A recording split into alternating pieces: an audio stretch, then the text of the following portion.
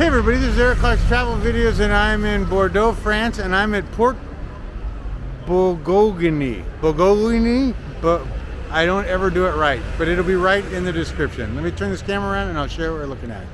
So it's amazing that there are so many of these like Arc de Triomphe or the Triumph Square, or I think I've seen 3 or 4 now that are here, and this one opens up to Porte Pierre, yeah.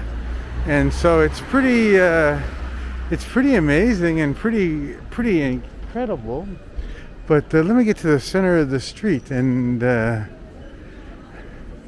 you can see the church behind it and everything else. But that is one of the top 4,268 things to see here in Bordeaux, and it's considered a must-see. Yeah, right. I don't know, but it's pretty amazing. And I went by it on the tour bus, or the hop-on, hop-off bus, but it's pretty cool all the same. And there's certainly a lot of these little arches. I kind of like it, actually. The other one is just as wonderful. Yeah, I don't know. Certainly cool. I think from the other side you could see the street, but I wish that red sign wasn't there. I'd see about doing a reflection picture.